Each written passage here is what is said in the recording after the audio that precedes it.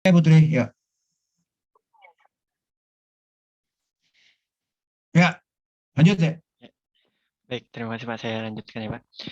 Kemudian di Undang-Undang Nomor 37 Tahun 2004 juga mengatur tentang kewenangan pengadilan niaga dalam hubungannya dengan perjanjian yang mengandung klausula arbitrase.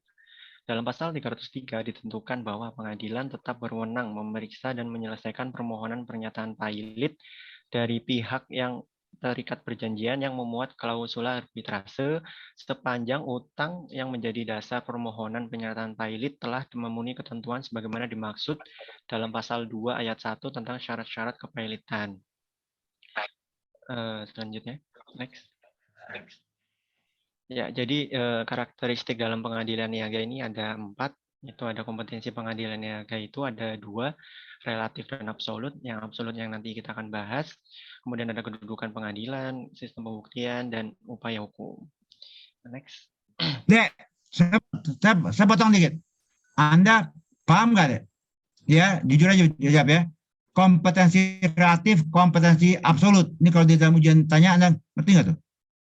Ada yang ngerti nggak tuh? Maksudnya apa tuh? Ini ada penjelasannya sih Pak selanjutnya. Ya, kira-kira apa deh? Kira. Jadi kalau korelatif itu deh, pengadilan sama deh. Pengadilan negeri. Kayaknya, ini maaf nih, Faguyan ya. Gilang ini saya mau gugat nih, dia nggak bayar utang saya. Misalnya ya, pasti pengadilan negeri deh. Absolutnya pengadilan negeri.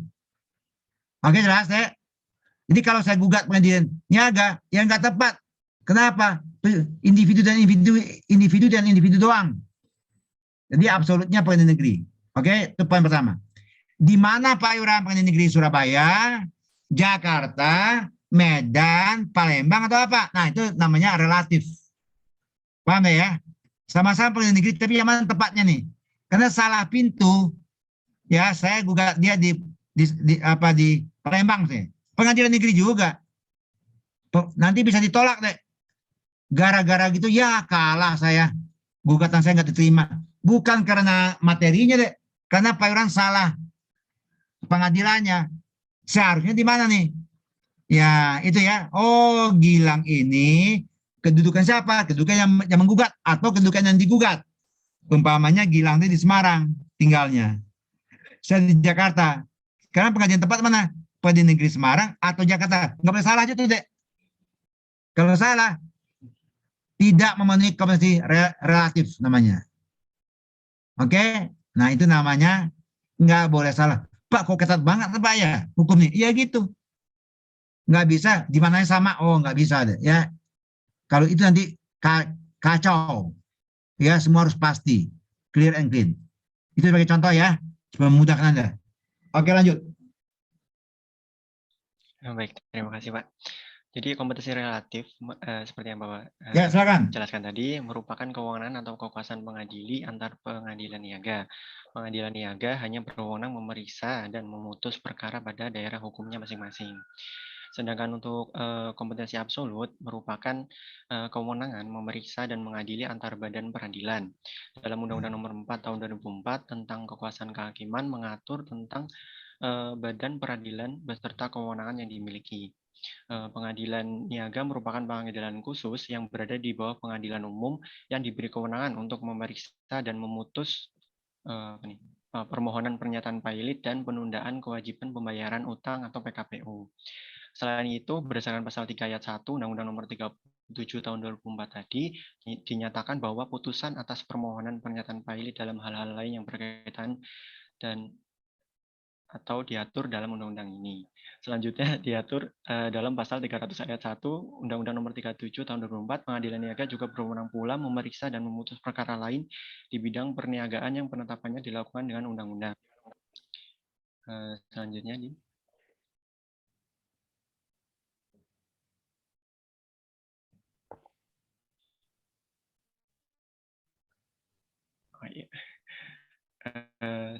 berdasarkan pasal 3 ayat 1 Undang-Undang Nomor 37 Tahun 2004 dinyatakan bahwa putusan atas permohonan Ini tadi ya.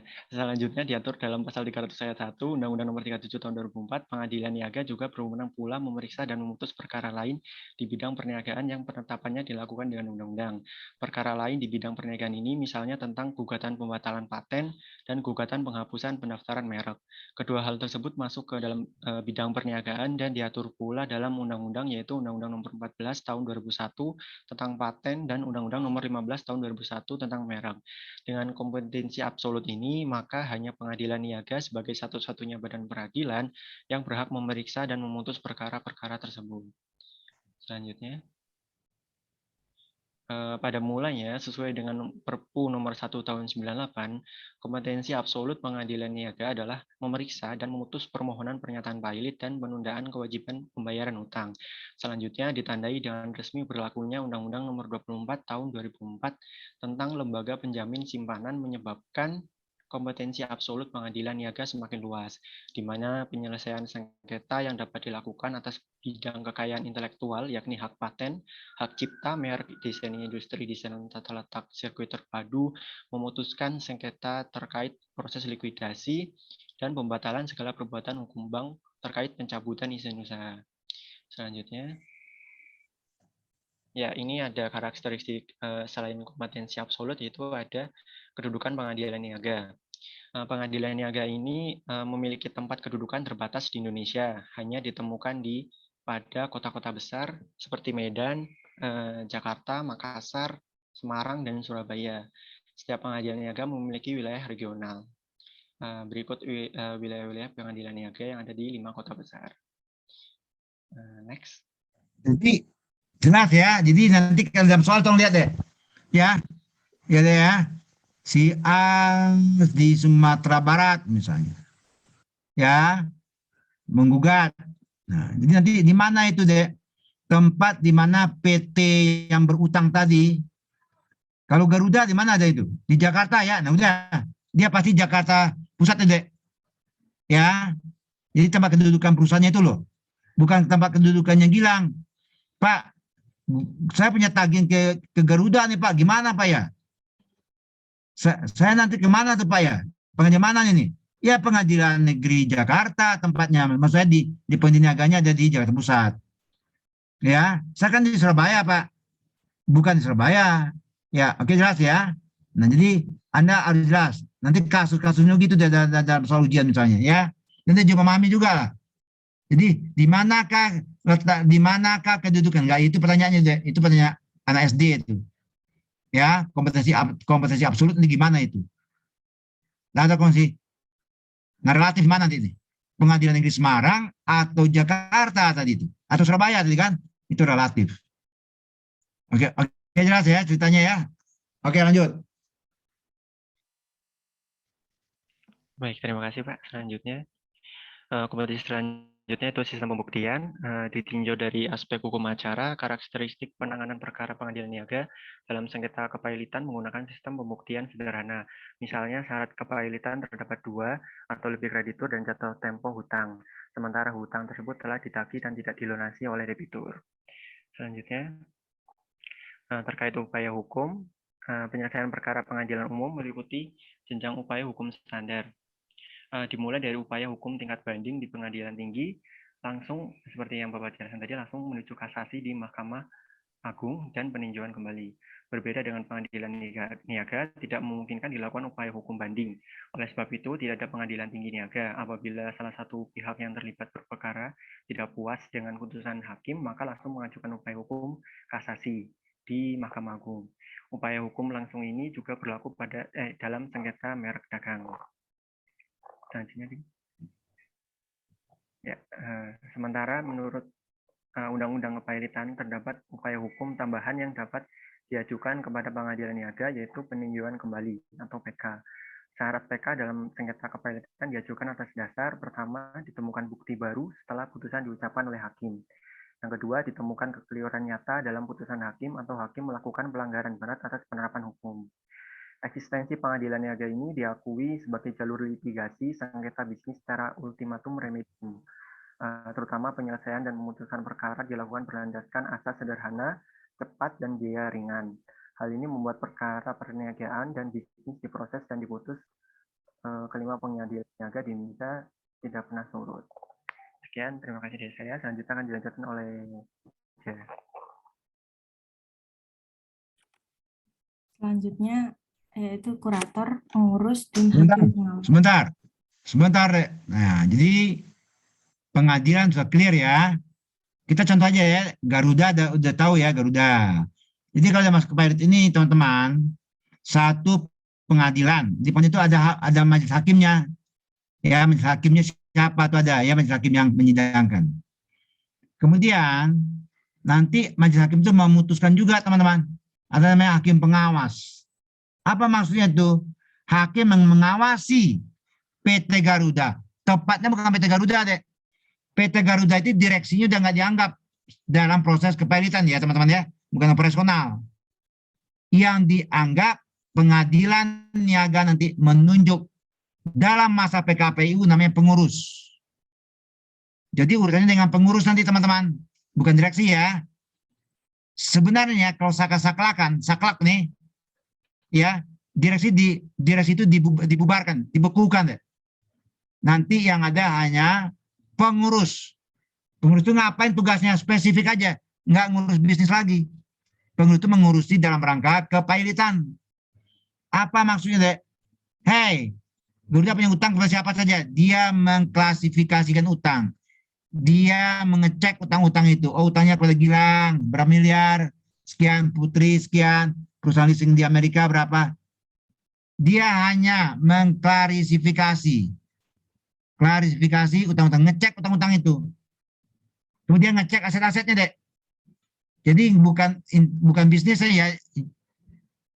Ya Gilangnya bukan bisnisnya nggak diurus lagi. Karena orang udah menuju kepada kematian, nggak ngurus bisnis lagi, Dek.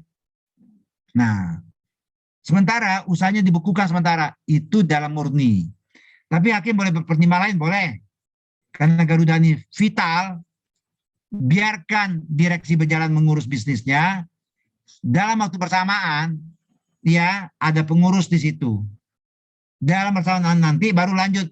Pengurus itu sudah masuk kepada proses kepailitan, harta pailit dan Nasrullah, itu nanti yang ngurusnya bukan pengurus lagi namanya kurator. Pengurus dan atau kurator nantinya itu koordinasi day to day dengan hakim pengawas. Day to day deh. Hakim pengawas itu dibagaikan, hakim pengawas itu kayak komisaris deh. Dalam rangka kepailitan ini. Jelas ya? Nah, nanti baru di persidangan nanti muncul itu kurator, siapa lagi tuh. Ya, kalau dia udah masuk di kepailitannya. Kalau di pengurus nanti pengurus dan hakim pengawasnya dan majelis hakimnya. Jadi direksi itu udah nggak dianggap dalam pengurus ini. Nah, jadi itu. Kenapa kok Garuda masih jalan direksinya, Pak? Garuda kan masih berbisnis deh. Ya tentu pertimbangan politis juga itu. Bolehkah hakim membiarkan dua ini? Oh, boleh saja. Hakim boleh berpandangan demi menjalankan bisnisnya juga supaya nggak stop ya, boleh saja. Tapi mungkin perusahaan lain itu di stop itu, Gilang. Ya kalau Garuda kan beda nih. Karena Garuda ini kan secara ekonomi dia fatal juga. Oke ya, jelas ya. Nah, oke lanjut.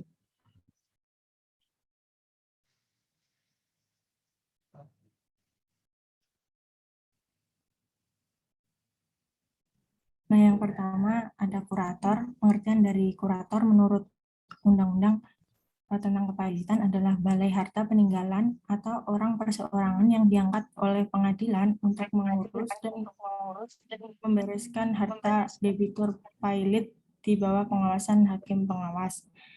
Kemudian tugas dan wewenang dari kurator itu sendiri Kelar ya, adalah jelas ya. Stop. Diangkat oleh pengurus, diangkat oleh pengadilan untuk mengurus dan membereskan. Jelas kan tuh? Nah ya, jadi fokus itu dia. Nggak ngurus bisnis udah. Tiket pesawat berapa harga sekarang? Bukan urusan dia itu. Karena dia masih jalan, Garuda masih dibolehkan jalan, itu urusannya direksi. Oke ya, oke lanjut. Jadi tugas kurator itu sendiri adalah melakukan pengurusan dan atau pemberesan harta pailit. Kurator berwenang melaksanakan tugas pengurusan dan atau pemberesan harta pilot sejak tanggal putusan pilot diucapkan, meskipun terhadap putusan tersebut diajukan kasasi atau peninjauan kembali. Kurator itu bisa pekerjaannya merangkap pengurusan atau pemberesan harta pilot ya. Dua ada ya. Tentu pengurusan dulu pertama. Baru masuk ke pilotan, nanti baru dia pemberesan pilot harta pilotnya. Harta itu dijual deh. Ya jadikan uang, itu masuk pemberesan harta pilot. Dan bayar. Itu ya. Tentu pertama pengurusan dulu dong. Nah, semua pekerjaan itu diawasi oleh hakim pengawas ya. Nggak boleh dia jalan sendiri aja itu. Oke, lanjut. Next. Ya, lanjut. Nah, baik Pak. Terus lanjutkan. Ya, silakan. Iya Pak. Jadi lebih lanjut lagi, tugas kurator itu dapat dilihat dari job description dari kurator pengurus. Karena setidaknya ada 3 penugasan yang dapat diberikan kepada kurator pengurus dalam hal proses kepilitan. Yaitu yang pertama sebagai kurator sementara. Kurator sementara ini ditunjuk dengan tujuan untuk mencegah kemungkinan debitur melakukan tindakan yang mungkin dapat merugikan hartanya selama jalannya proses beracara dalam pengadilan sebelum debitur dinyatakan pilot. Tugas utama dari kurator sementara adalah untuk mengawasi pengelolaan usaha debitur dan pembayaran kepada kreditur, pengalihan, dan pengagunan kekayaan debitur yang dalam rangka kepilotan memerlukan kurator. Kemudian yang kedua sebagai pengurus. Pengurus ditunjuk dalam hal adanya penundaan kewajiban pembayaran utang. Kemudian tugas pengurus hanya dulu ada sebatas menyelenggarakan. KPU ya. Oke, ya. Ya Pak. Ya terus lanjut. Tugas pengurus hanya sebatas menyelenggarakan pengadministrasian proses PKPU seperti misalnya melakukan pengumuman dan pengundangan rapat-rapat kreditur. Pengurus yang diangkat harus independen dan tidak memiliki benturan kepentingan dengan debitur atau kreditur. Yang dapat menjadi pengurus adalah orang perseorangan yang berdomisili di wilayah negara Republik Indonesia yang memiliki keahlian khusus yang dibutuhkan dalam rangka mengurus harta debitur dan terdaftar dalam kementerian yang lingkup tugas dan tanggung jawabnya di bidang hukum dan peraturan perundang-undangan. Ya, Menkumham deh ya. Jadi ada pendidikannya deh. Pendidikan kepilotan bonus itu ada. Bayaran ikut tuh ya. Tuh nanti mendaftar kita ke Kementerian Hukum HAM. Di database kita ada situ. Nanti pengadilan, nama kita ada semua di pengadilan niaga deh. Di 5 penyiaga itu ada semua nanti. Ya, nanti hakim menentukan itu. Yaudah, pengurusnya si A, si B, si C, dan seterusnya ya. Oke. Oke, lanjut. Baik, yang ketiga yaitu sebagai kurator. Kurator ini diangkat pada saat debitur dinyatakan pilot. Sebagai akibat dari keadaan pilot, sejak tanggal putusan pernyataan pilot diucapkan, maka debitur kehilangan hak untuk menguasai dan mengurus harta kekayaannya yang termasuk dalam harta pilot, dan oleh karena itu, kewenangan pengelolaan harta pilot jatuh ke tangan kurator. Next. Nah, yang selanjutnya adalah pengurus. Seperti yang sudah saya jelaskan tadi, intinya perbedaan dari kurator dan pengurus yaitu untuk kurator itu pihak yang berwenang mengurus dan membereskan harta debitur terhadap debitur yang dinyatakan pilot. Sedangkan pengurus itu kewenangannya mengurus harta debitur yang dinyatakan PKPU. Next. Kemudian hakim pengawas. Hakim pengawas adalah hakim yang ditunjuk oleh pengadilan dalam putusan pilot atau putusan penundaan kewajiban pembayaran utang. Tugas dan wewenang dari hakim pengawas ini berwenang untuk mendengar keterangan saksi atau memerintahkan penyelidikan oleh oleh para ahli untuk memperoleh kejelasan tentang segala hal mengenai kepailitan. Tugas dari hakim pengawas juga dapat dilihat dalam rapat kreditur, yaitu bertindak sebagai ketua. Hakim pengawas ini menentukan hari, tanggal, waktu, dan tempat rapat kreditur pertama yang harus diselenggarakan dalam jangka waktu paling lambat 30 hari setelah tanggal putusan pilot diucapkan. Next.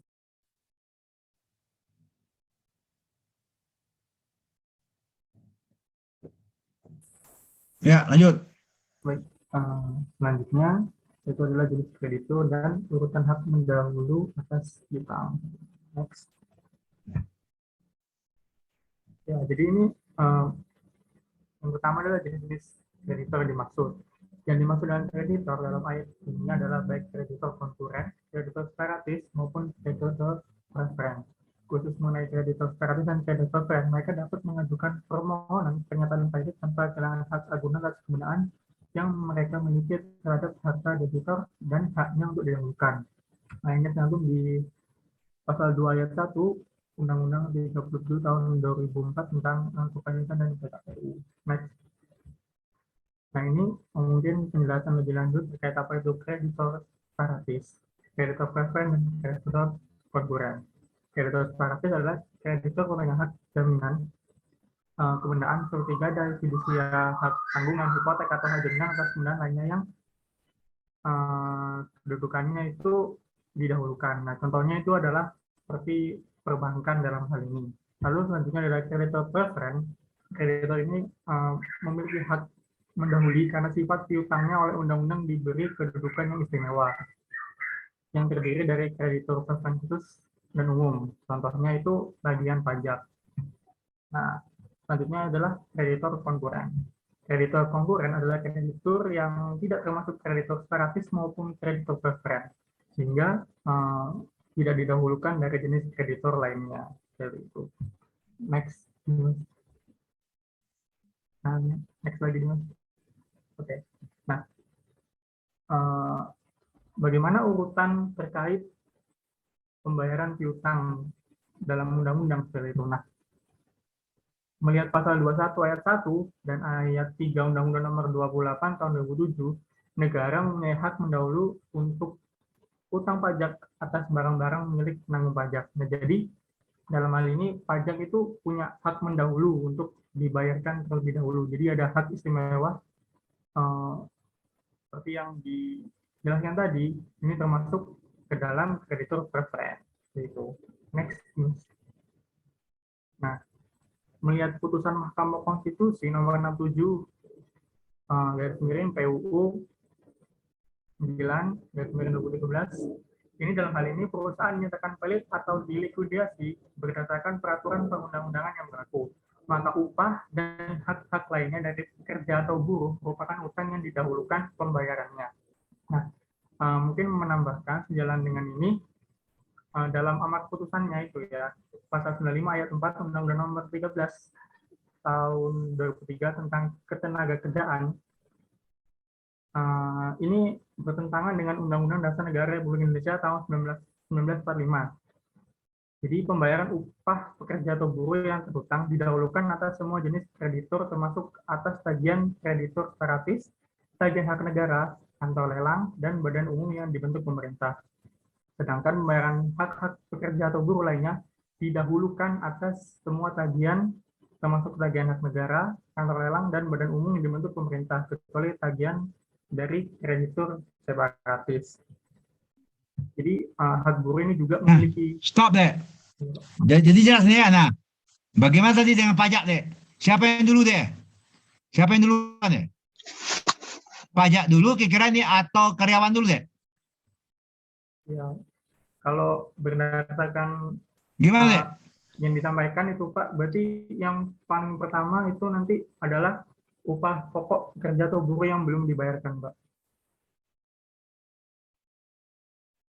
Baru setelah itu melakukan pembayaran pajaknya, Pak. Nah, ini menarik kan deh ya? Ya, bentar, saya potong deh. Bentar, saya potong ya. Pajak ada undang-undang, tadi Anda sudah sebutkan nomor berapa tadi ya? Jelas ya? Tenaga kerja juga ada undang-undang deh. 2 undang-undang nih. 2 undang sama kedudukan 2 undang. Makanya dulu-dulu ini jadi perdebatan. Buruh menggugat. Pajak juga mau juga. Nah, gila nggak tuh? Dua-dua, gue yang paling didahulukan. Kata pajak. Kata buruh, gue yang didahulukan. Bingung lah. Kurator semua tadi. Termasuk hakim. Nah, itu diajukanlah judicial review ke Mahkamah Konstitusi. Ya, ternyata putusan konstitusi kan mengikat deh. Hai pajak, lu nomor satu. Nomor satu tuh buruh dan karyawan. Kalau udah putusan Mahkamah Konstitusi ya sudah, manut dong, itu undang-undang jadinya. Oke, clear. Nah, sebenarnya itu dua-duanya kuat waktu itu perdebatan di Mahkamah Konstitusi deh. Dua-duanya kuat, buruh kuat dan kuat juga. Tapi kan hakim konstitusi kan harus bertindak lebih dewa lagi ya. Kan hakim-hakim konstitusi itu kan hakim agung itu kan wakil Tuhan di dunia deh. Nah, berargumentasilah para hakim ini deh. Apa argumentasi deh kira-kira kalau Anda baca putusan ini? Jawabnya cuma satu deh. Dua-duanya penting, ya. Tapi kenapa kok karyawan, buruh, tenaga kerja diutamakan lagi? Jawabnya sederhana ternyata, Atarik. Kenapa? Buruh tenaga kerja itu hanya, sekali lagi deh, hanya mengharapkan uang dari pemberi kerja saja. Hidup matinya di situ deh anak istrinya. Jadi kalau dia ditelantarkan, negara menelantarkan rakyatnya. Itu poinnya, intinya deh. Itu ceritanya panjang lah. Kalau uang pajak, kan masih ada alternatif deh. Negara masih dapat uang dari PT ABC, dari PT XYZ, PT K. Enggak semata-mata dari PT yang valid ini saja. Masih ada lah. Kalau buruh kan nggak ada lagi deh. Ya, karyawan kan nggak ada lagi deh. Hanya satu-satu tempat dia mencari nafkah. Nah, itulah kekuatan, itulah argumentasi, itulah yang dibangun. Sehingga Mahkamah Konstitusi mengambil kesimpulan putusannya gitu. Oke, jelas ya. Dan dia mengikat. Jadi itulah sekarang patokan yang dipakai sekarang ya. Nah, itulah fungsi, salah satu fungsi Mahkamah Konstitusi ya. Oke, jelas ya. Oke, lanjut. Selanjutnya.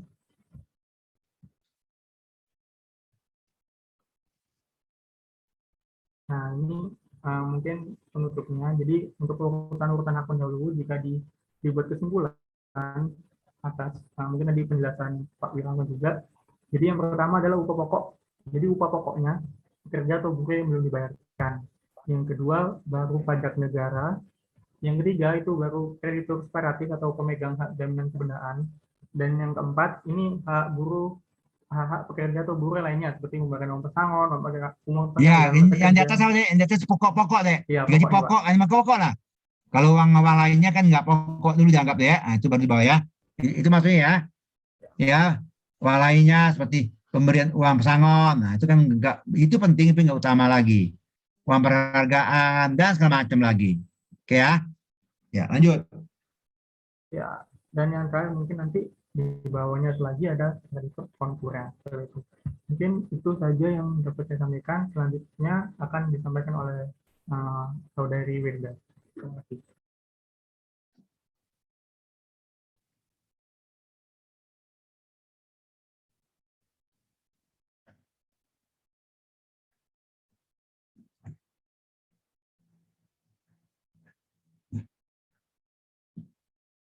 Ya, Aksio Paulina.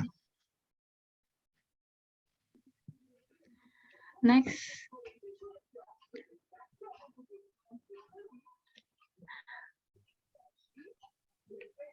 Yang pertama yaitu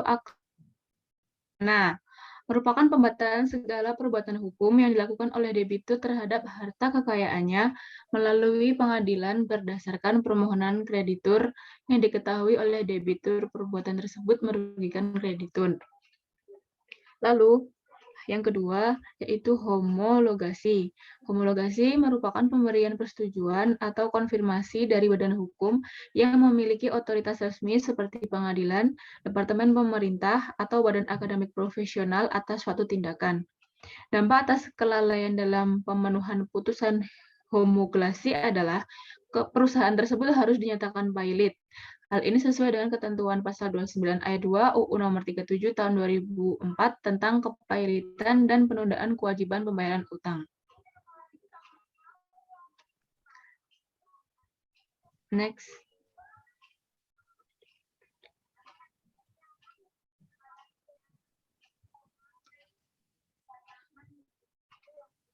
Selanjutnya yaitu Insolvence. Apa itu? Insolvensi. Insolvensi yang kita temukan dalam UU 37 tahun 2004 KPKPU adalah sebatas keadaan tidak mampu membayar. Lebih luas lagi, jika mengacu pada pendapat Sultan Remi, yang dikatakan dengan debitur dalam keadaan insolven adalah ketika debitur tidak dapat melunasi utang kepada semua krediturnya dan debitur yang memiliki jumlah utang yang melebihi seluruh jumlah harta kekayaannya.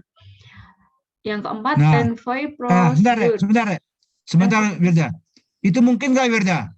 Dalam akuntansi Wirda belajar aset sama dengan liabilities plus ekuitas plus modal ya, iya nggak? Betul ya? Betul ya? Jadi aset itu memang lebih besar daripada utang. Teorinya kayak gitu ya? Iya nggak? Teorinya gitu kan, aset soalnya liabilities plus ekuitas. Persamaan akuntansi kan. Ini ceritanya gimana menurut Wirda nih? Gimana tuh? Insolvensi itu kok jadi gini? Ini kan terbalik deh. Asetnya lebih kecil daripada utangnya kan. Utangnya yang gede nih. Kok bisa ya? Nah kenapa itu? Ya jumlah utang melebihi. Jadi kalau secara matematik mana Wirda? Ekuitasnya minus, tahu nggak? Aset sama dengan liabilitas plus ekuitas, modal kan. Kalau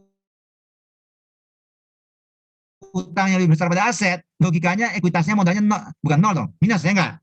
Nah gimana itu? Coba bisa jelaskan itu insolvensi jadinya. Mungkin nggak terjadi itu? Kalau mungkin yang kata bagaimana tuh? Itu Wirda. Coba gimana deh? Logikanya gimana? Kok bisa ya? Itu buktinya bisa. Itu ada di pasal berapa ya? Iya kan? Ada di undang-undang kan? Gimana penjelasan dari kamu? Pak, saya belajar akuntansi dulu, aset soalnya liabilities plus modal, Pak. Ini kok bisa begini ya, Pak ya? Nah, gimana? Ayo. Jadi ilmu itu terkait ya, terkait semua tuh. Maka jangan mempelajari ilmu akuntansi itu hafalan doang, jangan. Terkait incapability juga ternyata ya.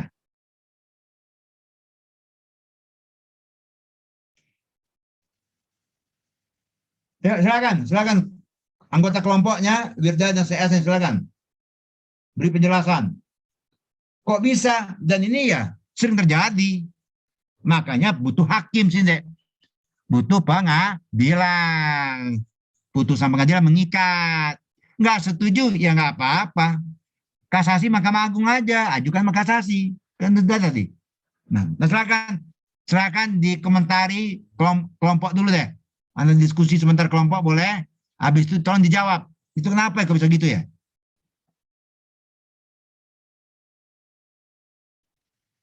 Jangan lama-lama ya.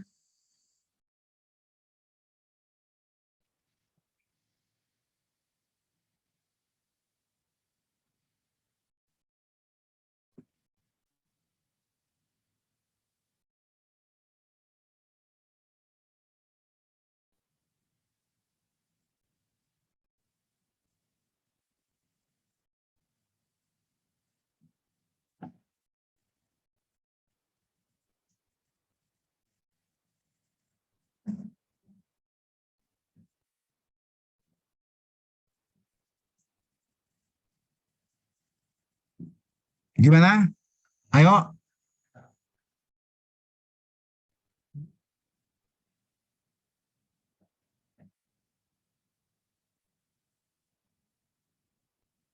Gilang, ayo, Gilang, ayo. Ayo dong. Jawab. Logika aja tuh enggak usah jawab paling deh. Itu logika awam aja lah. Enggak bagaimana? Garuda mungkin nggak itu? Izin menjawab, Mungkin. Pak. Bahkan saya mohon maaf ya, bukan mendulukan Tuhan itu ya. Pasti di Garuda terjadi nih. Ya, pasti. Bukan yakin lagi deh. Ya, ini secara matematis ya kita bicara deh ya. Bukan lagi bilang Pak Iran kok lebih memastikan lebih hebat dari Tuhan ya. Bukan deh ya. Ini kita main matematik. Jadi saya bilang secara matematik pasti Garuda mengalami insolvensi itu. Nah, kok berani Pak Iran ngomong itu? Ayo. Nah, silakan. Wirda dan teman-teman silakan. Ayo dong. Nah, Anda kan belajar akuntansi juga. Ayo dong. Ada banyak faktor yang dapat menyebabkan insolvensi bagi ini Pak, seorang atau perusahaan seperti mempekerjakan akuntansi yang tidak memadai atau manajemen sumber daya manusia oleh perusahaan yang dapat menyebabkan keberlangsutan. Misalnya manajer akuntansi mungkin membuat atau mengikuti anggaran perusahaan secara tidak benar yang mengakibatkan pengeluarannya berlebihan. Ketika pengeluarannya bertambah dengan cepat, ketika terlalu banyak uang mengalir keluar dan tidak cukup banyak uang yang masuk ke dalam bisnis. Seperti itu, Pak.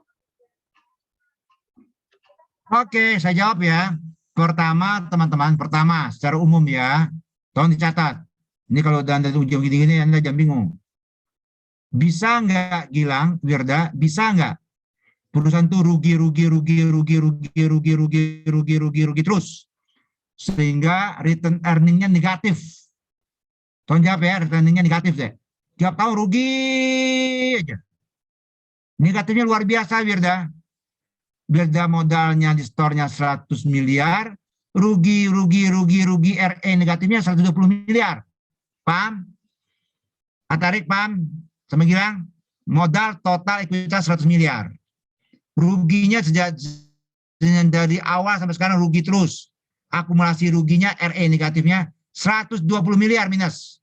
Akibatnya apa? Modal tadi store 100 miliar, RE negatifnya 120 miliar, ekuitasnya minus 20 miliar kan? Oke, nah itu dia. Ya. Jadi perusahaan yang cenderung rugi melulu diganti namanya PT rugi melulu ya. Nah, terjadi seperti itu. Oke, itu satu. Dari bisnis ya. Yang kedua, nah ini terjadi nih. Terjadi deh. Sebenarnya modalnya tidak negatif, berdaya ekuitas tidak negatif ya, positif. Loh, kok bisa ya Pak Yurawan ya? Aset 130 miliar, utang berapa? Utang 40 miliar, modal berarti ekuitas sekian kan ya? Apa misalnya? Sorry, aset 120 miliar, utang 100 miliar, ekuitas 20 miliar. Secara matematik imbang ya, masih kecil utang dibandingkan aset. Oke, clear? Nah, pertanyaan sekarang. Kan tadi kan sudah terjawab di awal deh. Pak, proses pilot ini Anda yang ngomong tadi itu. Proses pilot ini cepat loh Pak, cepat. Dan dibilang kan, ya nggak, waktunya sudah diukur tadi saya lihat tuh. Saya mau tanya kepada Gilang sekarang, kepada Atarik nih. Kalau Anda disuruh jual aset pilot itu cepat-cepat, ya kan tanah sekian di Juramanggu sana, cepat. Harganya sesuai dengan harga pokok atau lebih rendah kira-kira? Atarik. Lebih rendah, Pak. Lebih rendah kan? Gilang ini asetnya di neracanya, tanahnya di neraca 100 Pak miliar. Laku nggak dijual 100 miliar nih? Belum tentu jual cepat. Ya, Muhammad Atarik punya mobil di kantor itu. Nilai bukunya taruh misalnya 400 juta.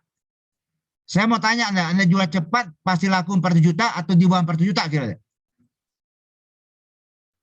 Di bawahnya, Pak. Jual cepat. Nah, jadi aset Anda total aset segitu, jadi uangnya nggak segitu. Jadi uangnya di bawah total nilai aset. Paham ya, Dek? Namanya juga jual cepat. Karena harus cepat. Boleh nggak yang mulia hakim, saya jual 5 tahun Pak ya, santai ya Pak. Nggak boleh lah. Tadi Anda sudah jawab di awal.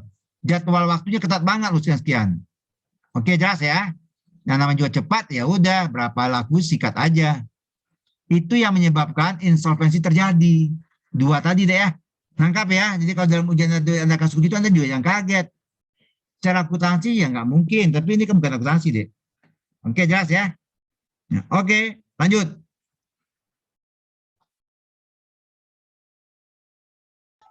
Ya, Selanjutnya yaitu Renvoy Prosedur. Renvoy Prosedur merupakan mekanisme kontrol yang mengedepankan asas kemanfaatan terhadap kuasa kurator yang sangat besar dalam penyelesaian perkara kepailitan. Renvoy Prosedur disampaikan pada saat rapat menyertakan piutang oleh kreditur yang tidak menerima piutang yang diakui oleh kurator. Jadi teman-teman harus berpikir juga asas kemanfaatan. Itu Pak Iwan bilang stop kepalitan, perpu. Kalau itu Pak Iwan bicara apa deh? Azas kemanfaatan. Kita bunuh-bunuhan atau kita selamatan-selamatan. Nah, pilih apa? Saya sama Muhammad ini utang piutang ada. Saya nggak mau tahu Pak Irwan. Pokoknya Pak Irwan bayar aja. Saya nggak ada duit, titik. Sebelah kemana? Bayar aja. Awas kalau nggak. Nah, itu namanya bunuh-bunuhan deh. Oke, jelas. Daripada bunuhan kita damai aja. Tarik ya, gini deh. Saya perpanjang deh, 30 tahun lagi ya. Terus plus diskon lagi dong. Udah perpanjang, minta diskon lagi Pak Wirani. Nah, tinggal Atariknya mau mengalah nggak gitu. Oh mau, demi masa depan bersama kan. Nah, itu kira itu deh. Ya, itu kalau itu terjadi, itu yang Pak Wirani sarankan sebenarnya. Bukalah perpunya. Karena kalau mati bersama, lebih enak hidup bersama deh. Ya, hidup tapi berkorban bersama dulu ya. Berkorban demi masa depan. Kira-kira jalan berpikirnya gitu. Ya, kalau bunuh-bunuhan nggak ada yang untungan. Oke ya. Oke. Lanjut. Selanjutnya yaitu berakhirnya kepailitan. Berakhirnya kepailitan disebabkan oleh satu, akur atau perdamaian. Perdamaian dalam kepailitan merupakan perjanjian antara debitur pailit dengan para kreditor di mana menawarkan pembayaran sebagian dari utangnya dengan syarat bahwa setelah melakukan pembayaran tersebut ia dibebaskan dari sisa utangnya sehingga ia tidak mempunyai ya, utang lagi. ya. Kepailitan yang Nah, berakhir itu paling cantik ya. Oke, daripada bunuh-bunuhan kita lebih baik Tarik pilihan pertama Tarik. Saling berkorban, iyalah ya. Pak Wiranya lagi kesusahan uang nih. Masa tega beda pilihan saya. Nah, kayak gitulah kira-kira. Ya Tarik ya. Nggak kasihan sama saya nih. Nah, itulah. Ya, pilih yang pertama deh. Selamat dunia akhirat itu ya. Dunia akhirat selamat. Itu yang Pak Iwan tadi. Jadi itu yang dikedepankan nanti bikin apa namanya perpu tadi deh. Ya. Oke, lanjut. Yang kedua, yang ketiga apa itu? Yang kedua, pemberesan harta pailit, yaitu seperti yang telah dijelaskan oleh penjelasan pasal 57 Undang-Undang Nomor 37 Tahun 2004 tentang kepailitan dan penundaan kewajiban pembayar utang. Insolvensi atau pemberesan harta pailit merupakan keadaan tidak mampu membayar. Insolvensi terjadi bila mana dalam suatu kepailitan tidak ditawarkan akur atau perdamaian, atau akur dipecahkan karena tidak terpenuhi sebagaimana yang telah disetujui. Selanjutnya yang ketiga, rehabilitasi. Dalam pasal 215 kepailitan dan penundaan kewajiban pembayaran. Membunuh deh ya. Dua ini membunuh ya. Nah ya. Oke. Yang ketiga apa? Rehabilitasi, yaitu dalam pasal 215 kepailitan dan penundaan kewajiban pembayaran utang ditentukan bahwa debitur pailit atau para ahli waris berhak untuk mengajukan permohonan rehabilitasi kepada pengadilan yang semula memeriksa kepailitan yang bersangkutan. Permohonan rehabilitasi akan diterima apabila permohonan dapat melampirkan bukti yang menyatakan bahwa para kreditor yang diakui sudah menerima pembayaran piutangnya. Iya. Jadi teman-teman, rehabilitasi itu juga jalan terbaik. Udah kelar semuanya nih. Kalau udah semua ya sudah. Tapi itu tiga itu jarang terjadi deh. Udah terima semua itu kan enak. Justru uang kagak cukup aja. Kalau uang cukup aman. Ya, atau kalau uang cukup pun juga bayar. Ya, bayar tapi kalau sampai aset udah habis dijual semua kan jadi kacau juga, stop juga kan. Ya, jadi memang saya selalu dari awal nomor satu terus saya arahkan. Oke, lanjut.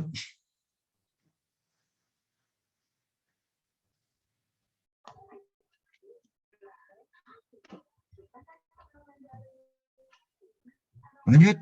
Selanjutnya yang keempat, dibatalkan oleh tingkat pengadilan yang lebih tinggi. Ini bagus nih. Ini Mahkamah Agung, ya nggak? Kasasi. Ya, dikasasi, dibatalkan. Ya, Dek, itu paling bagus. Ya. Karena apa? Mahkamah Agung itu punya hak, Dek, menilai ulang lu tarik ya. Ya bilang menilai ulang. Ini demi kemaslahatan, demi kemanfaatan, tampaknya bunuh-bunuhan deh. Ini orang kok bunuh-bunuhan di bawah nih. Nah, contoh gitu deh. Sering juga tuh. Sering juga berhasil loh.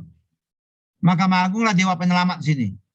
Ya, kalau udah putus Mahkamah Agung ya sudah, nggak bisa apa-apa lagi Anda. Boleh PK, boleh. Tapi Mahkamah Agung juga kan. Nah itu. Mahkamah Agung mikirnya lebih luas teman-teman. Kalau di pengadilan cepat tepat. Mahkamah Agung mikirnya lebih luas beda. Dampaknya apa? Lebih besar dampaknya beda manfaatnya. Dampaknya lebih besar.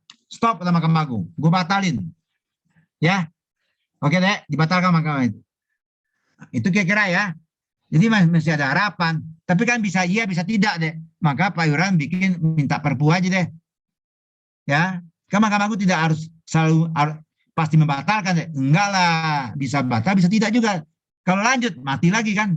Kalau batal, apa? Kalau misalnya nggak dibatalkan, tetap pilotnya dilakukan. Nah, mati sudah.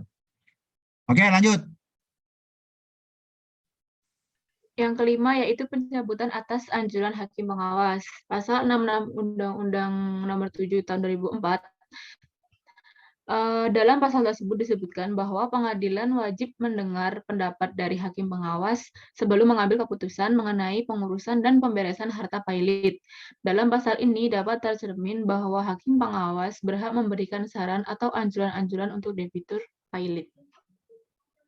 Nah, jadi hakim pengawas tadi deh. Maka hakim pengawas itu fungsinya strategis sekali. Ya, dia mengawasi. Dia tidak pro kemana-mana deh ya. Ingat ya. Tetap di tengah juga dia mengawasi kurator, mengawasi apa tadi itu, mengawasi pengurus ya dia, dan juga dia berkoordinasi dengan si debitur juga. Ya kalau Garuda tampak dia ngemis-ngemis tuh ke hakim pengawas. Ya, hakim pengawas, tolong diselamatkan dunia gua, apa nyawa saya, kira-kira gitu deh. Karena hari esok kelihatannya masih bagus. Ya, saya rasa jujur aja, pemerintah juga nih quote and quote ya, nggak ada bukti saya. Pemerintah Menteri BUMN juga lobby juga ke hakim pengawas saya rasa. Ya, tolong selamatkan deh, jangan langsung bubarkan deh, ya. Jadi masih ada harapan Garuda ini untuk diteruskan masih. Ya, nah itu ya, hakim pengawas ini kan. Nanti pencabutan akhirnya atas saran dari hakim pengawas kepada para pihak yang siapa mengajukan tadi gugatan kepailitan, tolong dicabut. Oh Pak, kan ini sudah berapa tahap sidang Pak? Boleh nggak cabut? Selama putusan belum ada, masih bisa pencabutan permohonan pilot itu. Ya, dan majelis hakim wajib, bukan sunnah ya, wajib mendengar saran anjuran hakim pengawas tadi. Nah ini juga dewa penyelamat. Tapi kan tadi lagi-lagi Pak Yuran bilang kan, ini pasti nggak poin 5 terjadi? Ya nggak pasti juga kan?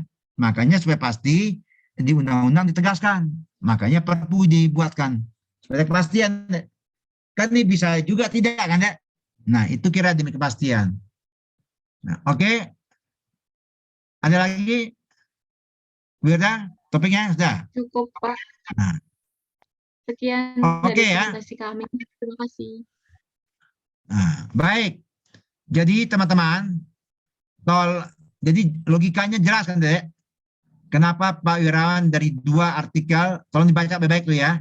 Garuda masalah financial distress, itu semua inti deh. Distress lanjut kepada artikel yang tadi, yang Anda baca hari ini tadi ya, perpu tadi kan, itu satu paket sebenarnya itu. Nah, dan demikian Anda tahu akibat pilot ini fatal sebenarnya. Bunuh-bunuhan atau kita berdamai-damai. Kan di akur-akur ya, kan itu tadi kan. Nah, tentu paling baik menurut Pak Yuran sampai hari ini akur-akur aja. Mending berkorban sementara untuk yang akan datang lebih baik. Tapi kalau itu tidak tercapai, tentu hukum juga tidak melarang. Silakan bunuh-bunuhan. Ya, kan itu. Bunuh-bunuhan dalam arti quote and quote ya. Dalam maknanya. Nah, itu. Nah, para pihak yang nggak puas, silakan nanti Mahkamah Agung. Pada Mahkamah Agung mau memutuskan apa, nggak ada lagi deh. Jangan Anda berharap lagi ya. Suka tidak suka, senang nggak senang, puas tak puas diterima aja. Karena ada putusan Mahkamah Agung. Itulah kehidupan di dunianya harus gitu. Ya, nah, itu kira-kira inti dari hukum kepailitan tadi. Jadi hukum ini dulunya rame-rame dulu deh waktu Krismon Pak Harto jatuh. Karena Indonesia banyak utang, perusahaan Indonesia banyak utang Putri. Perusahaan asing, perusahaan asing semua umumnya deh. Dolar waktu itu gila-gilaan dari berapa ribu melonjak sekian. Akibatnya apa deh? Utang in rupiah, semua perusahaan-perusahaan yang punya utang ke luar negeri melonjak tinggi sekali dalam rupiah. Umpamanya dulu $1 2.000 deh. Sekarang $1 misalnya 20.000. Berarti berapa kali lipat? 2.000, 20.000 kan? 10 kali lipat kan? Utangnya dalam rupiah. Gila nggak negatif modal? Utang dalam rupiah meningkat luar biasa. Aset nggak meningkat kan? Akibatnya negatif ekuitas semuanya, umumnya. Sehingga perusahaan asing itu meminta, tolong bayar dong utang-utang perusahaan semuanya. Nah, mabuk semua deh, bubar-bubar semua. Hukumnya kagak ada deh, undang-undangnya nggak ada ini. Mau gugat pilot belum ada undang-undang kan? Pengadilan negeri biasa, pengadilan negeri biasa kan individual, one by one, lama susah. Makanya presiden terpaksa mengeluarkan perpu deh. Desakan asing loh itu, sekali lagi deh, desakan asing loh 98 itu. IMF itu bermain, mendesak. Ya, itulah awal mulanya. Ternyata undang-undang itu karena gerak cepat, dibuatnya undang-undang serba kilat, banyak kelemahan deh. Maka direvisi kan undang-undang terakhir Anda baca tadi. Nah itulah makanya terakhir Pak Yoram melihat dengan tsunami, dengan apa? Dengan COVID pandemi, tampaknya Pak Yoram sarankan lagi perpu lagi. Ya, karena bunuh-bunuhan ini kayaknya. Nah itulah kira-kira. Ya, oke jelas ya. Baik, itulah kira-kira pertemuan kita, pembahasan kita. Saya berharap Anda paham semua. Ya, dunia nyatanya paham. Pak Yoram menulisnya karena dunia nyata. Anda ada baca teorinya, dunia nyata jadi 2 artikel Garuda Financial Distress, dan yang tadi itu dunia nyata itu semua. Ya, baca baik-baik sebenarnya memahami dalam pertanyaan-pertanyaan ujiannya Anda paham. Nah, itu kira-kira yang bisa saya sampaikan.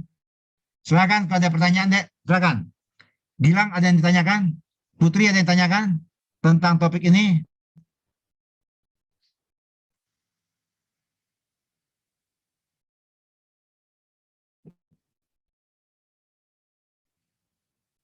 Jelas, Putri? Jelas, Putri? Sejauh ini jelas, Pak. Jelas ya, oke. Nah, teman-teman, itu pertama ya, presentasinya bagus, sudah semua ya. Yang kedua, nah, tolong dicatat, Nila, kebagian ketua kelas tolong catat. Ya, kelas 11 sudah Pak sampaikan. UTS sudah, sebentar lagi UAS. Clear?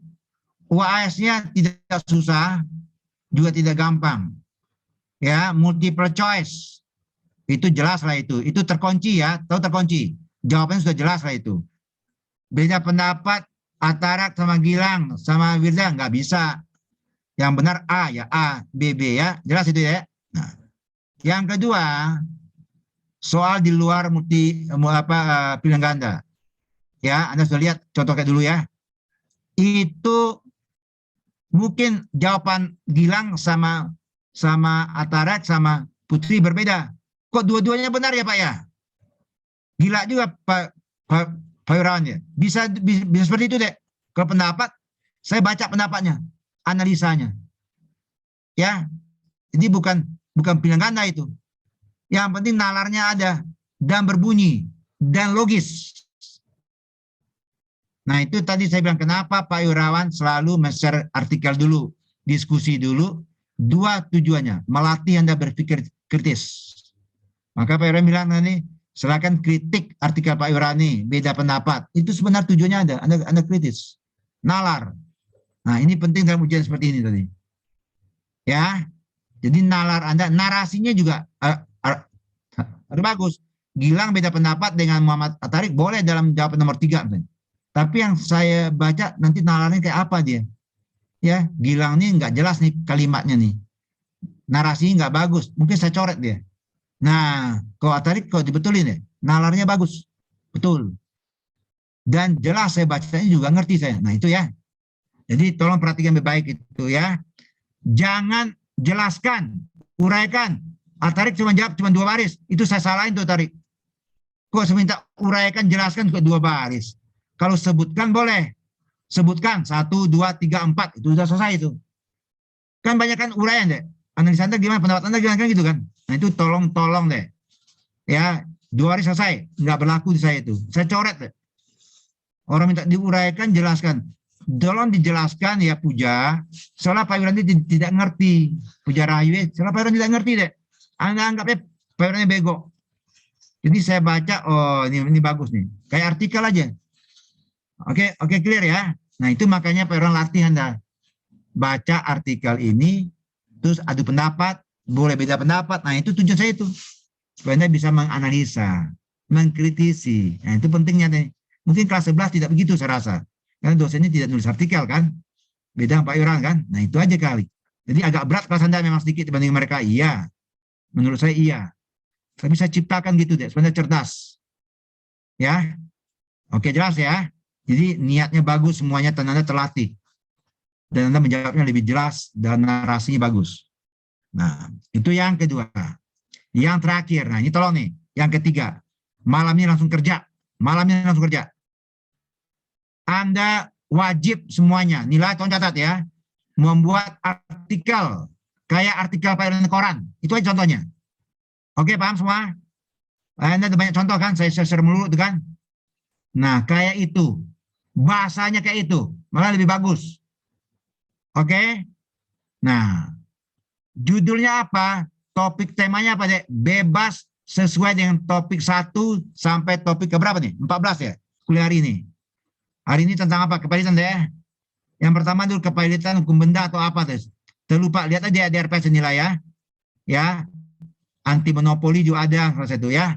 Haki juga ada, macam-macam tuh. Jadi banyak topik-topik deh. Artikelnya bukan menyalin summary paper, bukan sama apa paper kelompok itu bukan. Ini tugas individu, nggak ada hubungan deh ya. Analisa, nalar. Ya, kau dapat apa yang terjadi sekarang. Jadi Anda analisa fenomena yang terjadi di negara kita. Ya. Pahilitan, BUMN itu banyak financial distressnya deh. Banyak kan. Anda cek aja BUMN semua. Ya, Menteri BUMN tiap hari ngomong apa itu. Perusahaan apa yang lagi susah. Nah, Anda analisa itu, bikin dalam artikel tapi. Oke. Nah, artikelnya Anda search semua tulisan saya di koran itu. Nah, model kayak itu ya, model kayak gitu deh. Pengantar, tata belakang simpulan. Nah, seperti itulah formatnya. Bahasanya seperti itu, malah lebih bagus malah Anda minta. Oke, terang ya. Nah, diketik rapi seperti itu juga. Berapa halaman deh? Ya, terserah, minimal 3 halaman deh. Pak, boleh nggak 20 halaman? Ya, susuku Anda aja. Tapi jangan ngaco. Oke ya. Terus setiap Anda mengutip, sebutkan, kutip, misalnya Wirawan B. Ilyas ini. Ya, dan habis kutip, di paling belakang ada namanya daftar pustaka. Oke, clear ya. Yang berikutnya, dilarang keras. Sekali lagi, dilarang keras. Nyontek, punya teman, nyalin, plagiat. Nah, itu anti Pak Wiranti tuh. Pak Wiranti kan gak tahu. Tuhan tahu deh ya. Jangan biasakan plagiat deh. Itu mencuri namanya ya. Mencuri deh. Jangan ya. Kalau Anda kutip buku boleh, tapi sebutkan sumbernya. Oke, Wirawan B. Ilyas tahun sekian. Nanti ada di data pustaka. Pokok-pokok hukum bisnis Wirawan B. Ilyas ini. Nah, sebutkan. Itu namanya dibolehkan. Itu namanya transparan. Tidak nyontek, tidak maling itu. Yang nggak boleh itu memaling ilmu. Oke, jelas? Oke, jelas ya? Ya, ini selesai. Oke, jelas kan? Nah, ketik rapi, kirim ke email Pak Wiranti, nanti email akan saya inikan. Berapa lama saya diminta ada surat dari Jakarta setelah ujian segera di semua dosen memeriksa ujian supaya input nilai. Nggak boleh telat. Kalau telat, nanti saya yang Anda bayar, nilainya dikasih berapa semua. Jadi Pak Wiranti akan main cepat. Selesai Anda ujian, saya langsung periksa karena jumlah masa banyak, ya. Dalam 1 hari saya targetkan periksa berapa orang dan segala macam. Jelas ya, sehingga sebelum waktunya batas waktu saya sudah selesai input nilai semua. nilainya apa? UTS, UAS, dan tugas macam-macam ini. Ya, individual deh ya, individual, ini paper individual, artikel. Nanti saya baca artikelnya semua, mohon maaf, artikel yang terbaik saya kumpulkan deh. Saya masukin di koran. Tapi mohon maaf ya, Atarik, Gilang, Putri, di koran namanya nggak nama, misalnya yang paling bagus papernya misalnya Gilang misalnya. Artikel ya, yang bagus Nila. Saya nggak pakai nama Nila, namanya Wirawan Delias. Loh, Bapak mencuri dong Pak, maka saya minta izin kepada Anda. Kalau udah minta izin, namanya bukan mencuri lagi deh, meminta. Anda wajib ngasih. Kenapa? Sebenarnya saya mau pakai nama Muhammad Atarik, ya Putri. Tapi barangkali namanya belum familiar di koran itu deh. Koran itu pakai familiar juga. Nama saya udah familiar. Jadi kalau nama saya masuk deh, dibaca sekilas sama dia, yes, langsung tayang. Udah percaya sama saya deh. Kadang-kadang saya nipu-nipu, dia percaya aja tuh. Ya, salah-salah dia percaya aja, nggak tahu saya kenapa. Kan Pak Wiran juga tidak sempurna, kan Gilang ya nggak? Nah, tapi mungkin trust, kepercayaan, karena udah lama Pak Wiran menulis. Ya Anda karena belum dipercaya aja, bukan nggak mampu. Nah, Oke. Tapi nanti akan saya share itu. Ini kalau dimuat ya, sampai dimuat ya. Ini artikelnya Putri, saya pakai nama kamu, saya ganti namanya saya. Dan saya edit, biasa saya edit ya. Saya edit lagi. Di artikel Gilang saya pakai, tapi saya edit, bahasa saya edit, saya tambah kurangkan. Tentu sesuai selera koran itu. Saya paham seleranya. Jadi tidak plok 100%. Deh. Modifikasi jalan. Tentu paper yang terbaik.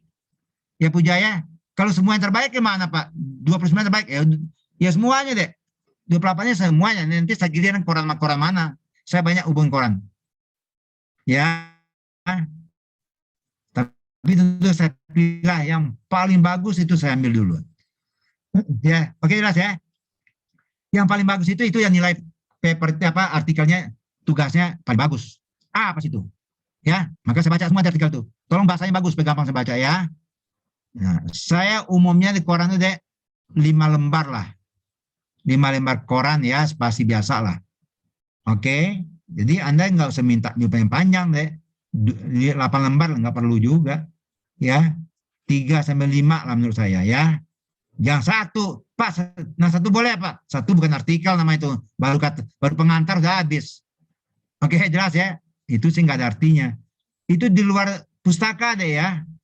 5 lembar itu, 3 lembar itu di luar pustaka ya. Oke, nangkap jelas? Pak, izin bertanya, Oke, Pak. Ketua kelas Nila ada pertanyaan? Untuk Nila. Iya, Pak. Izin bertanya. Tugas ini ada banyak enggak? Artikel ini ada? Ya, silakan. Iya, Pak, deadline-nya Ya, silakan. tuh Hilang suaranya. Mau deadline-nya kapan? sehabis ujian keseluruhan atau sehabis ujian matkul hukum ini, Pak? Jadi saya jawab ya. Pertama, hari ini, malam ini, ya Nila, pacar Nila tolong disingkirkan dulu. Langsung bikin tugas. Pak Yuran ya. Ingat Pak Yuran aja deh Putri.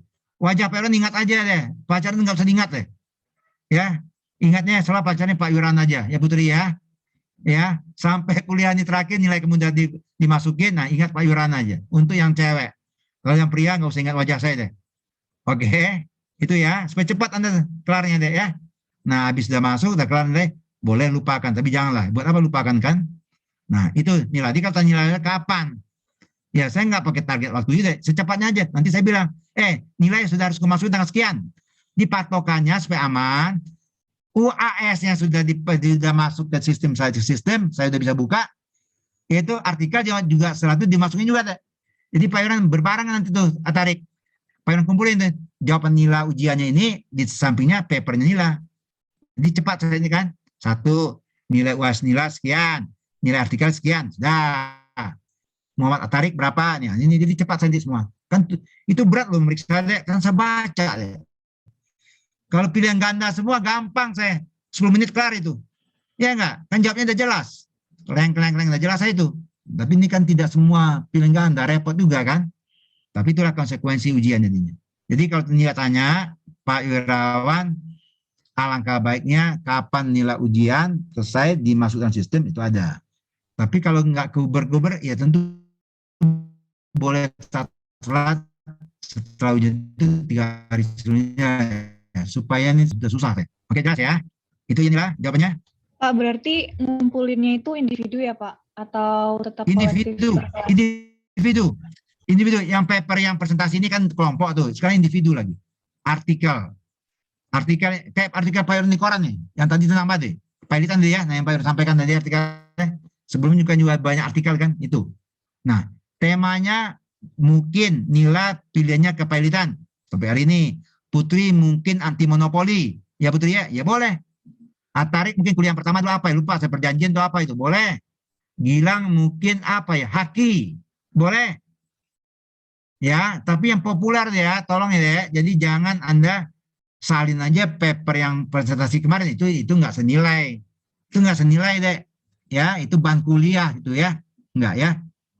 Ya, oke jelas. Jadi Anda bisa mengkaitkan apa yang menarik sekarang menurut Anda. Wah, lagi pandemi ini apa nih?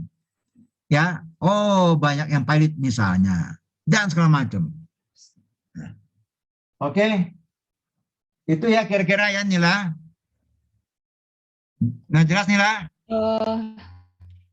Ini Pak. Jadi 14 pertemuan kan 14 topik tuh. Saya tertarik lembaga pembiayaan Pak. Ya boleh ya. Lembaga pembiayaan kapan bicara kita kemarin? Boleh. Oke. Apalagi Nila? Pertanyaan apa lagi? Maksud saya tuh dikumpulin ke saya semua dulu sekelas. Iya, ke Nila semua deh. Ke Nila semua. Gampang ya, Nila halo-haloan temannya. Halo cepat gitu ya. Jadi Nila punya kuasa. Saya beri kewenangan buat ketua kelas. Jadi jangan Anda tidak patuh ketua kelas. Itu perintah Pak Yuran ketua kelas ya. Sama arti perintah Pak Yuran kepada Anda. Jadi supaya satu komando aja kita.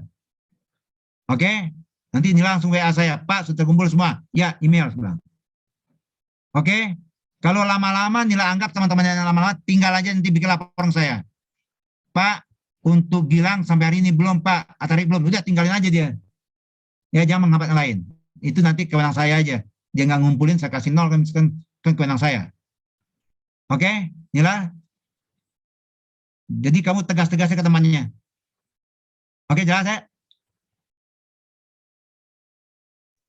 Iya Pak, jelas Pak. Jelas. Kalau jelas, silakan kita tutup. Mungkin ada saya pertama dulu ya, kuliah terakhir.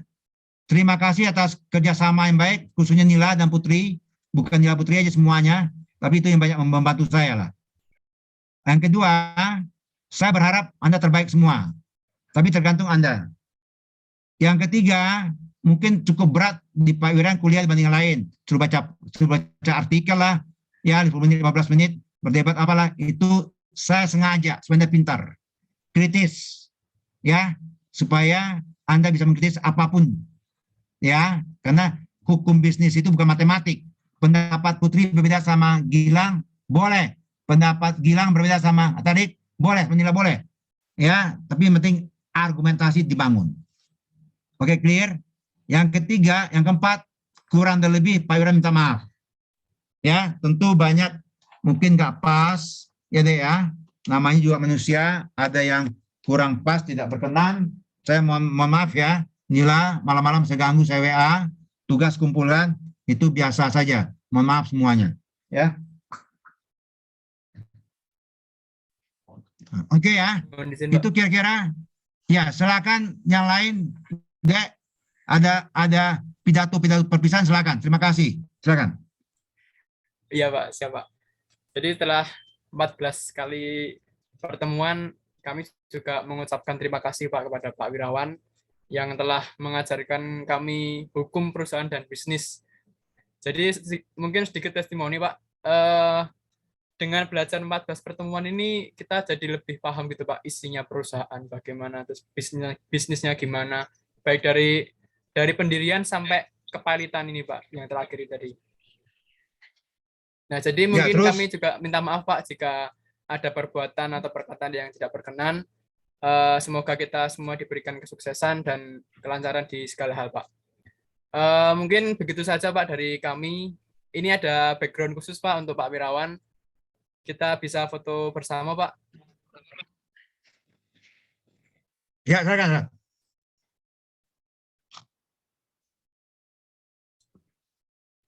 Oke Pak. Ya, silakan. Sebentar saya dulu. Oke Pak. Oke. Sebentar ya, oke. Baterai saya mau habis. Ya, silakan. Ya, oke. Ya, wah keren-keren ya. Wah, terima kasih semua, terima kasih deh. Saya juga terima kasih inilah ya. Jadi Mas terima kasih nih. Ini ucap terima kasih semua. Saya pakai background biasa, saya nggak pakai terima kasih. Ya, terima kasih semuanya. Oke, silakan berfoto. Gayanya bebas. Mau pakai nyanyi bebas, mau pakai kemesraan juga bebas. Nyanyi apa? Mau ini semua bebas. Gayanya nggak usah lagi gaya diatur-atur deh. Apa aja deh. Yang penting sopan aja. Ya, aturnya Dimas. Ya Pak. Oke Pak. Oke, saya bantu foto Pak. Dalam Ya, silakan. 1, 2, 3. Oke, lagi. Kayak bebas. Ya, bebas aja. Oke. Yang perempuan senyum paling cantik. Yuk, 1, 2, 3. 1 kali lagi. Yuk, 1. Sebentar.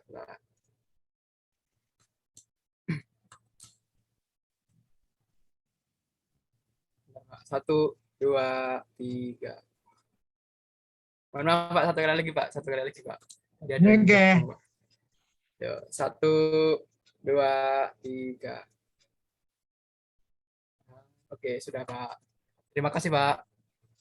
Oke, cukup ya. Terima kasih semuanya. Mohon maaf lahir batin kurang-kurang.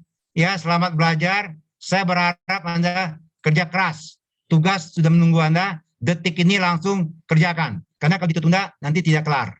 Ya, terima kasih ya. Wassalamualaikum warahmatullahi wabarakatuh. Salam sehat dan semangat terus, sukses semua. Oke. Waalaikumsalam. Terima kasih, Terima kasih Pak. banyak Pak Wira. Oke, mari ya. Sehat, Oke, ya. Pak. Saya show off ya. Oke, ya. Ya Pak.